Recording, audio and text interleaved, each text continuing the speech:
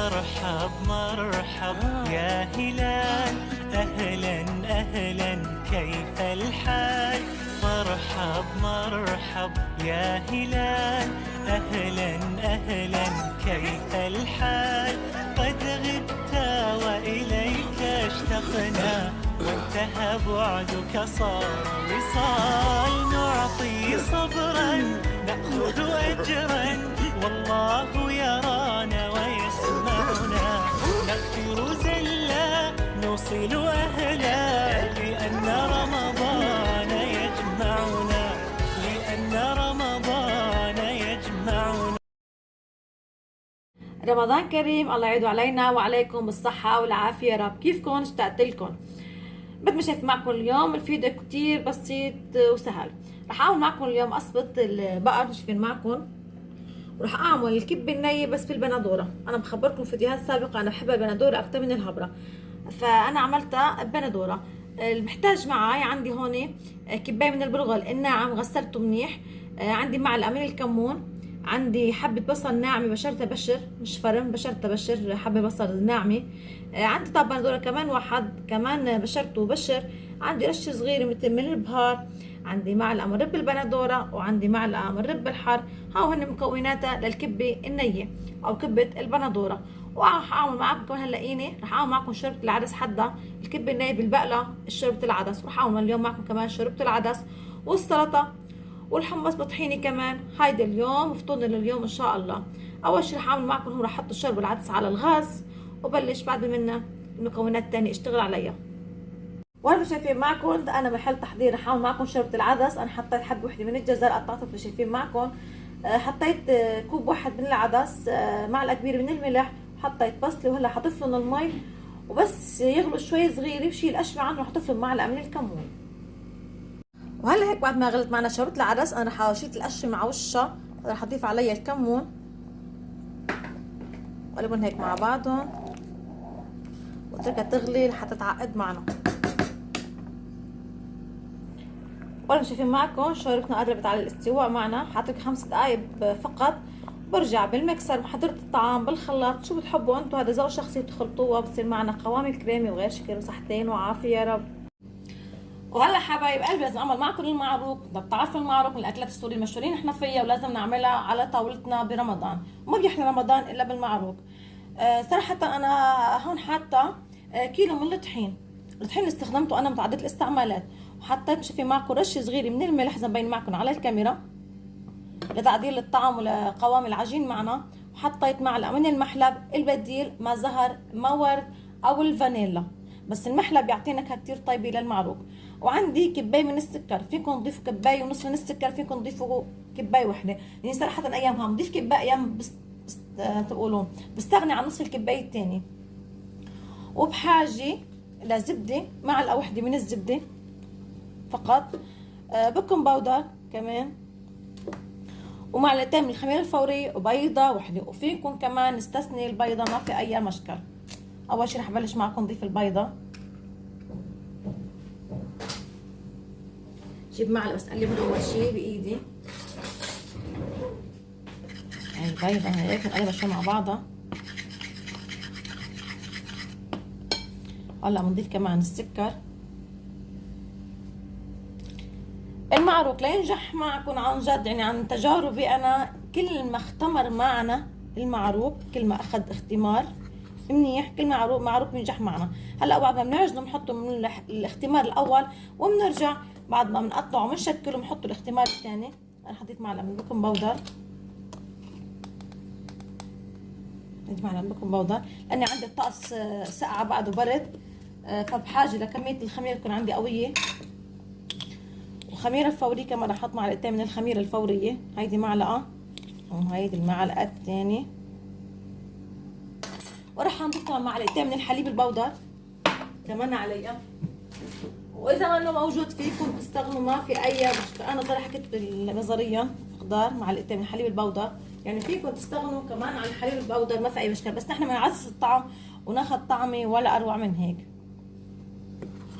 هلا انا عندي المي على الغاز حدي، حاططها مي دافيه، وبحاجه نص كبايه فقط من الزيت، بس نص كبايه اخر شيء بنعجن فيها. رح اضيف انا الزبده.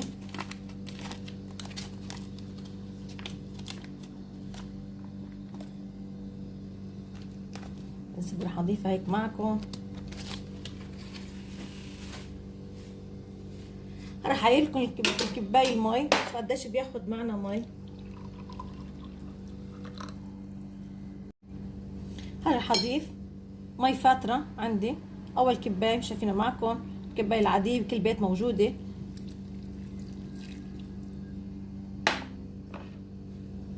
قلبهم هيك مع بعضهم مع الزبده مع البيضه، المكونات هي كلها مع بعضها. انا قبل لو بديت رح اعبي نص الكبايه من الزيت، حطها حدي عشان بس اعجنه تكون معي جاهزه. اول كبايه صراحه تمام، لما رح نجيب بعد كبايه تاني نجهزها، يمكن ناخذها يمكن لا. هاي الكبايه الثانيه حطها حدي، بس رح اعبي زيت وبرجع لكم. وهلا الكبايه الثانيه رح نضيفها تدريجيا كمان، مش كلها. قعدت معي شايفين معكم ربع اخذ معي فقط. نحطها على جنب ونرجع نقلب المكونات كلها مع بعضها. رح ابلش انا اشتغل بايدي بقى للم العجينه. هاي الزبده معنا كمان. مكونات كتير بسيطه.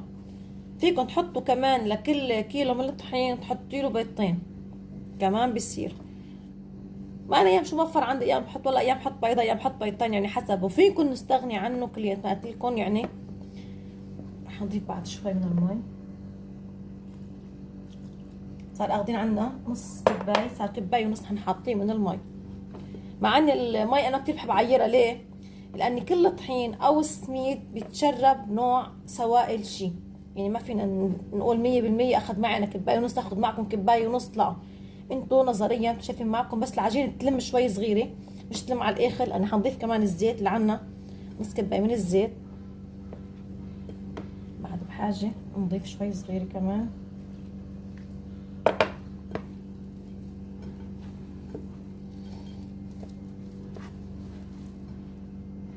ولا هيك شايفين معكم عجينتنا لمت، مش 100% لمت. هلا حنضيف الزيت. اخذت معي تقريبا الكبايه الثانيه، ضل منها شوي صغيره منتبهين عليها. هذه ضل معي من المي. وعندي نص كبايه من الزيت فرجيكم اياها، رح اضيفها عليها كمان تدريجيا نلم العجينه. دعك مستمر لتطلع عجينتنا ناعمه ملمس ناعم. رح كفي عجن وبرجع لكم. ولا هيك بعد دعك مستمر. شايفين عجينتنا دبقه، ما تقوليش دبقه، هي دي الطريقه الصحيحه. بتكون العجينه شوي تاعتنا معروف دبقه، اني كميه السكر فيها كتير بتكون. هلا هيك عجينتنا صارت جاهزه. رح اتركها تختمر من ساعه ساعه ونص حسب ما انه تصعب. يكون عندي اليوم انا شوي بارد، فبتحمل معي بين الساعه ونص والساعتين تقريبا. رح اترك عجينتنا هيك وغطيها وارجع لكم.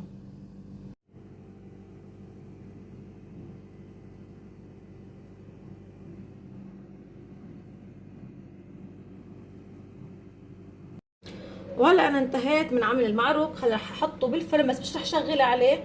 رح اضيف طنجره فيها مي مغليه، بحطهم حتى يتبخروا، حتى نرجع نعمل اعاده تخمير مره ثانيه. وهودي اللي بدهم يفضلوا معنا الصغار، هودي اللي يفضلوا عجينتنا من الكيلو معروق، هودي طلعوا معنا. شايفين ما احلاهم.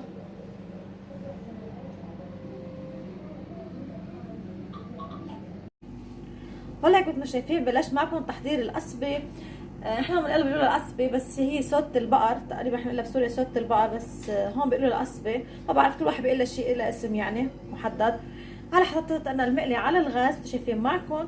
حطيت شوي من الزيت المازولا فقط. هلا حاليا حطيت زيت بالمقلي، حطيت القصبه او الصودا.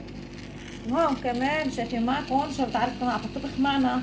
والمعروف كمان صار تقريبا جاهز. المعروف كمان بلش كمان ادخله على الفرن. والسلطه والبطاطا تقريبا كله صاروا معي جاهزين. بس اخر شيء تركت القصبه اعملها عشان تضلها سخنه وحطها على الطاوله فرن سخنه. حقلبها التقليتين مع بعضها وبرجع لكم.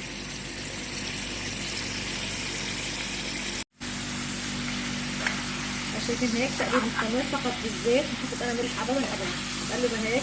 واذا عندكم فلفله حمراء خضراء صفراء شو اللي عندكم اياه حطوا، بس انا صراحه ما عندي طلع على طول، بس اليوم ما عندي موفره الفلفله. فقط حاضيف عليها البصل. برضه شايفين معكم قربت على الاستواء معنا القصبي. هلا حضيف عليها البصل وحضيف رشه من الملح ورشه من البهار.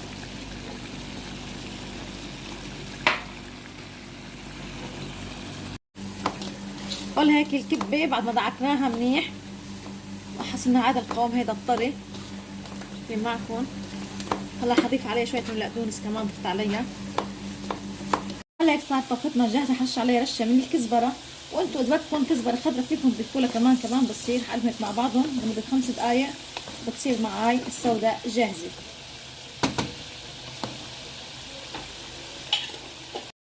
طيب شايفين معكم قربت تستوي معنا، بس انا غيرت صراحه من المقلي كنت حاطه بالمقلي، بس بعد ما ضفت البصل حسيت ما احسن اتحرك ما احسن اتقلب يعني منيح. قمت غيرت وقلبت على طنجره اوسع لاتحرك في مرحله التحريك. هلا الكبه معنا صارت جاهزه والقوام معنا صار اكثر من رائع.